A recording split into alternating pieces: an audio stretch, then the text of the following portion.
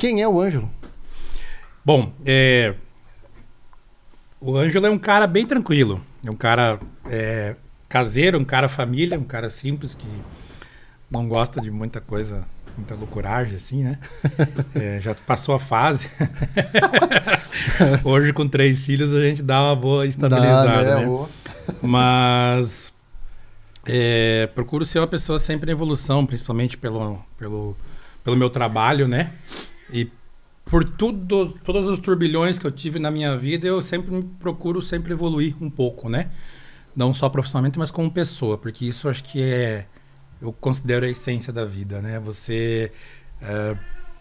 água de poço, às vezes, ela junta limo, né? Então, eu gosto de estar em evolução. Uhum. Né? Então, esse é o Ângelo, um cara que gosta de fazer churrasco, é um cara que... Foi muito elogiado, inclusive. Muito elogiado, né? A esposa... Despertou curiosidade aqui, né? Sim, ela garantiu, isso não é brincadeira, ela garantiu que ele é um bom churrasqueiro. Exatamente. Ela tem que, né? Eu quero as carnes pra ela. Não, mas, né? De repente o desempenho não fosse aquelas coisas, né? Ela nem venderia a ideia, né? Não ficaria adiante essa ideia. Não, gosto. Uma coisa que desde pequeno eu aprendi a fazer e me ajudou a sustentar um tempo na faculdade. E depois a gente faz por prazer. A gente tinha a gente brincava, né? A nossa família é todo natural de Beltrão, meus tios, tudo, né? Então era assim, era todo domingo na casa do vô e do avó, do lado da igreja da Vila Nova ali. Os dois são falecidos hoje, o Nona Estácia e a Nona Clídia. E eram 7 filhos, né? 3 homens e 4 mulheres, meus tios. Então, todo domingo, não era de vez em quando, todo domingo tinha churrasco, né? E eu acompanhei essa fase, né? Meu pai sempre trabalhou de segunda a segunda, ele trabalhava puxando leite, e aí não estava em casa no domingo. Eu ia para casa do meu avô, domingo de manhã, né? E aí era aquele ritual, né? A carne já estava desde o dia anterior lá, na salmoura, no tempero, dependendo da carne. E de manhã cedo tava já o fogo pronto ali, 8 horas acendia o fogo, fazia a brasa, 9h30 começava a chegar o churrasqueiro do dia, né? E espetar e tal, daí os outros chegavam um pouquinho mais tarde. E bem do ladinho da igreja da Vila Nova, era até engraçado que os padres iam almoçar ali, né? Então, domingo não era incomum ter ali presenças dos padres e freiras almoçando. Minha avó sempre foi bem católica, ministra da igreja e tinha chave da igreja, enfim. Então, depois que eu voltei para cá da faculdade, eu entrei nesse rodízio, né?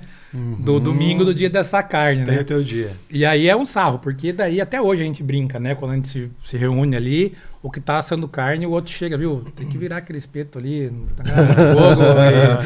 E a gente já sabe que é a tiração de sarro, e sempre foi isso. Sempre né? tem um pitaco. Então é desde pequeno que vem esse gosto, né? Eu sempre digo que fazer um churrasco não é só chegar ali e comer a carne, né? O churrasco é aquela reunião, aquele momento para você confraternizar, para você trocar uma ideia, né? Eu protelo que dá para servir a carne, né? Porque depois que o pessoal come, dá aquele... Por desespero das mulheres. Né? Por desespero das mulheres que começam a se preocupar com arroz. Não, mas com o arroz tem um acordo, né? O arroz é o seguinte, tem o acordo entre o churrasqueiro e a que faz o arroz. Porque todo o resto pode esperar. Menos salada, maionese. Tudo é maionese. O arroz é de 25 a 30 minutos, né? Então, quando o churrasqueiro... É tipo uma senha de jogar truco, né? Ó. Dá uma piscadinha, dá um sinal de gato na cozinha. Às vezes chegava uma meio desavisada na família. Não, hoje eu faço arroz. Botava arroz cozinhar antes, estava pronto. Eu falei, não, o arroz pode esperar, o meu churrasco não. Né?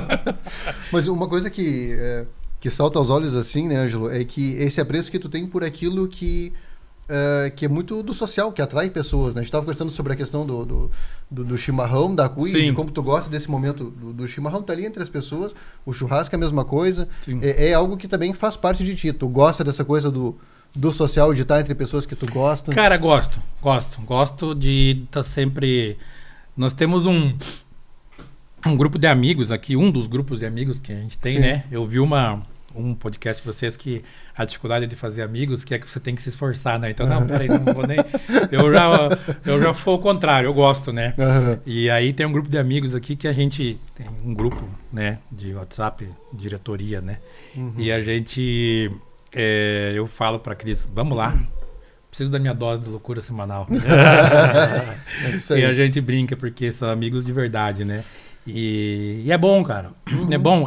Eu acho que faz parte dessa questão do processo de evolução você conviver com pessoas que são divergentes ou diferentes de você. Sim, sim. Entendeu? Eu acho que é uma coisa que faz a gente evoluir, começar a ter um pensamento diferente em relação às pessoas, né? Com certeza. Porque quando você procura só os iguais, tu se acomoda.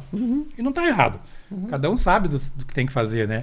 Mas é interessante quando você tem as pessoas diferentes e ao mesmo tempo elas são diferentes de você e te aturam também. Tipo, aí cria-se o vínculo de amizade, Isso, o respeito e o entendimento, né? Manda para aquele lugar numa hora e no outro já tá sentado, abraçado, cantando Boate Azul 4 horas da manhã, né? Boa. E é muito interessante como esses momentos, eles sempre têm alguma espécie de catalisador, assim, né? É o churrasco, é o chimarrão, a Sabrina e o Doug falaram sobre o vinho, né? Então, é isso, né? Parece que esses momentos, eles funcionam melhor quando tu tem aí alguma a gastronomia coisa que dá, patrocina isso, né? Ela dá aquela une as azeitada pessoas, na Para coisa, algumas pessoas né? é o café, para algumas pessoas é o chimarrão, mas o churrasco é infalível, né? Churrasco é um momento de confraternização, não é? Comer é um detalhe bem Sim. importante, né? Mas tá junto, tá ali, é dar risada que é o bom, né? Eu lembro agora que, um fato, a filha de um desses compadres meus, né? Eu até... As minhas colegas veterinárias da clínica, quando eu falo, vem um compadre meu trazer o cachorro ali. Doutor, quantos compadres você tem? Falei, não sei. Não sei, né? Tá numa disputa. Então, aí quando eu chego lá, vem fulano. Elas perguntam, é teu compadre também? Eu falei, não, esse ainda não é. Ainda não. Ele tá com a senha já. Tem chance, né? Mas ainda tu não. tem um forte concorrente, então. Um cara que, pra mim, quem vai pro Guinness, pelo número de compadres, é o Quintino Girardi. Esse é que ele tem ele tem um trecho a mais que eu também. Podemos conversar ali e equalizar. Tu chega lá. Mas mais estrada e mais filhos também. Mas nesse caso ali, então a filha desse meu compadre tá no Canadá, né? E ela ia vir pra cá, né? E nós íamos fazer já um churrasco de surpresa pra ela, né? E ela me faz uma ligação de vídeo. E fala assim, ô tio Ângelo, eu sei que o senhor tá bem corrido, mas eu vou estar aí agora uns dias. O senhor não pode ir lá fazer um churrasquinho pra mim? Eu falei... Posso, vamos marcar o dia que o tio faz, né? Mal sabia ela que o churrasco já tava engatilhado, tava armado, né? Então ela faz parte da minha vida, cara. Vamos assar uma carne, né? Eu tenho um amigo meu que tem uma camiseta escrita assim, nunca é tarde para assar uma costela, né? Então, assim, isso faz bem gostoso, né? E que mais tinha aí, Ângelo, quando tu lembra dessa parte da tua infância? Além do churrasco. Além do churrasco, né? Além do churrasco. Que mais tinha aí? Que mais tu te recorda da tua infância aqui em Beltrão que tu poderia contar pra nós? Cara, a gente morou em alguns lugares aqui em Beltrão, mas inclusive esses dias eu tava numa disciplina de mestrado que eu tava fazendo e tinha lá uma questão de... um dos assuntos que foram levantados para treinamento de escrita foi sobre a pipa. Olha só. Né? Pandorga, papagaio, né? Dependendo de onde é a região. E até eu comentei esses dias com um tio meu, que foi bem vívido isso na minha infância. A gente conhecia todo mundo do bairro. Era o da rua de baixo, da rua do lado, da rua lá. E na frente da casa da minha avó, cara, tinha um terrenão baldio. Tipo, e não tinha poste, tinha poste, mas era do lado de casa. Lá não tinha fio, nada, tinha quase casa. Cara, era aqueles festivais, mini festivais de pipa, né? Cara, era uma coisa bem legal da minha infância, assim, a gente saía andar de bicicleta, não tinha celular, não tinha videogame, tu não tinha relógio, tu tinha que voltar antes de escurecer. Né? Era essa a regra. A regra normalmente fala em 5 da tarde, mas é difícil antes de escurecer. Antes de escurecer. Difícil cumprir esse limite. Né? Então a gente sempre teve essa aproximação com os vizinhos e com as crianças que tinham lá, né? Sim. Então, essa era uma coisa que eu me recordo bastante da minha infância, assim, né? As brincadeiras e como era antigamente, né? A gente tinha, não sei se era amigos ou não, mas a gente tinha muita gente. tinha aquele filtro, né? Todo mundo tava ali, brincava, ia jogar bola, ia andar de bicicleta, jogar bolinha de gude. Isso fez parte da minha infância. Sim. Né? Essa coisa da pipa, ela é muito legal, né? O meu pai gostava muito de fazer pipa, ele fazia tudo direitinho e tal, assim, né? Então, assim, essa parte que tu tem a coisa manual, daí depois tu vai lá para tentar ver se a pipa vai... Se realmente vai voar, né? Se realmente vai voar, tem todo um processo. E é muito legal essas coisas que tu... Outro ponto aí, né? Que é, sei lá, o que tu aprendeu com o teu pai e que aí tu vai tentar levar para frente, né? E tudo mais. Então, pô, essas lembranças são muito boas, né? São. Talvez assim, o tempo avançou, as coisas mudaram, né? E se perde muito essa essência, muitas vezes, hoje em dia, né? Os horários de trabalho, a terceirização, muitas vezes, da criação dos filhos e isso me incomoda um pouco, e sempre incomodou, né? Isso é uma pena, né? Isso é uma coisa que realmente, assim, a invasão tecnológica na infância, assim, ela é prejudicial, né? Não adianta a gente ficar tentando... é muito legal tu ver as crianças ali, nossa, como elas pegam rápido e tal. É muito bonito, mas elas pegam rápido várias coisas, não só isso, né? Então... A gente pegou uma época transicional, né, Érico? A época que o curso era de datilografia, MS-DOS, Windows 3.11, né? Exatamente. Né? ASD, FG, cedilha, LK, JH. Levava para casa o disquete. O disquete, o jogo era 7, 8 disquetes, tinha que zipar. Se um disquete tava corrompido, tu perdia o jogo. Acabava, né? Não, exatamente. E hoje, se tu tá aqui, um quadradinho desse tamanho, tu tem tudo na mão, né? É impressionante, mas parece que volta e meia a gente volta nesse assunto, e acho que é porque ele de fato, ele tem uma urgência, assim, que as coisas, elas eram, sim, mais complexas de você conseguir, e quando tu pensa nas novas gerações, pô, mas se é mais fácil, por que não aproveitar? Mas é a maneira como que tu passa a de fato lidar com as coisas, né? Porque quando é fácil demais, qual é o efeito que isso causa futuramente, né? A falta da frustração. A falta da frustração, exatamente. Porque a gente tinha essa coisa muito forte de, por exemplo, sei lá, o meu pai não podia ter computador em casa, né? Na verdade, a gente foi ter computador só depois de um tempo, assim, e o computador ficava no escritório, né? Então a gente tinha que ir até o escritório, quando não, né? Fora do horário de trabalho, para poder mexer um pouquinho. Então tinha toda uma complexidade para te poder mexer. Horários. Não era assim, agora eu quero, né? Mas enfim... Vamos ver aí pra frente quais serão as consequências aí, né? Eu acho que o exemplo que eu mais uso é o do desenho animado, né? Que todos nós pegamos a fase do desenho animado na TV. E você tinha que se adequar ao horário que o desenho passava. Sim, isso. Né? A manchete passava o Cavaleiro do Zodíaco em determinada hora, né? E pronto, e às né? vezes, era essa hora e deu, tu ficava super chateado quando eles, em vez de passar pro próximo episódio, eles começavam tudo de novo. Que era frequente. E eles não estavam nem aí. Eles não davam satisfação nenhuma. Satisfação nenhuma. Começava tudo de novo. E a gente ficava bravo, vamos mandar uma carta pra eles. Não tinha um Twitter pra te reclamar, né? Essa manchete aí... Não sei. E tinha outros problemas, né? Às vezes você começava a assistir e saia fora do ar a TV.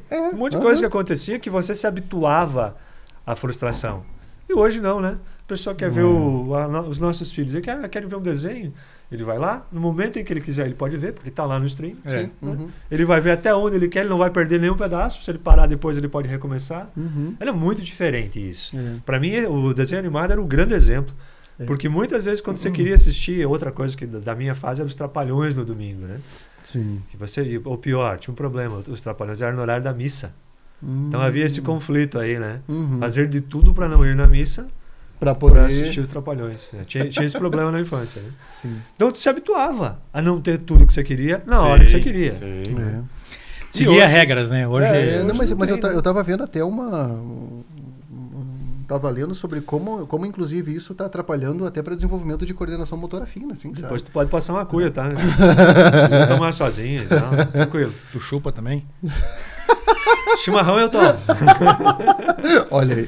Chimarrão eu tomo. O chimarrãozinho vai. Chimarrãozinho vai. E porque tu não tem mais essa coisa assim de tu... por exemplo, a pipa, né? A pipa tu vai ter que pegar aqui, colar, fazer, né? Essas coisas não existem mais. É muito aqui o polegar, né? É muito... Então, realmente, tem coisas assim que estão... E, na verdade, assim, ó, que eu abordei a pipa porque a pipa, assim como o churrasco, era uma coisa que tu aproximava as pessoas. Também. Eu ia fazer a pipa com meus tios, eu ia fazer a pipa com meu pai, era um momento que passava junto, né? Ninguém soltava a pipa sozinho. Não, e quando solta também reúne a galera, né? Porque um tinha que segurar lá e o outro, né, Sim, ia fazer. Exatamente. Eu me lembro que eu comecei a trabalhar bem cedo com meu pai, né? Então eu tive uma proximidade com meu pai, né? Até sair para a faculdade bem grande, né? Uhum. Então eu acordava cedo com ele, ia puxar leite, né? Então, o leiteiro, na época do tempo do tarro ainda de lata, né? Uhum. Então muito esmaguei dedo, madrugadas frias então assim, era uma coisa que eu aprendia a importância da onde que vinha o dinheiro. Uhum. Da onde que Mas aparece. era aquele leiteiro que tipo, que leva pra lático? Isso, desde pequenininho. Eu peguei toda a fase de evolução. Tarro de lata, depois tarro de plástico. E, por exemplo, o tarro de lata pesava quase 40 quilos, mais 50 litros de leite, era 90 quilos que tinha que ir para cima da caminhonete, né? Já o tarro de plástico pesava um pouco menos. E aí eu peguei a fase da transição do caminhão que puxava lá no interior, o cara tinha lá 10, 15 litros, para quando começou essa evolução, como tá a cadeia leiteira, inclusive está acontecendo, não sei se já terminou a questão da feira Via Tecnológica, que Beltrão é um expoente aí nacional na produção de leite. Temos excelentes produtores aqui, profissionais veterinários excelentes.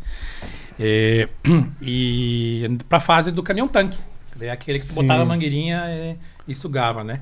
Nessa fase eu tive um infortúnio, sofri um acidente ali, puxando leite, voltando lá para cá, rompi o ligamento, e aí, inclusive, eu deixei de jogar basquete com o Érico por causa disso, né? Eu parei de jogar basquete e quebrei o braço. Então. Olha, veja como vocês têm pontos em comum, né? Mas então, né?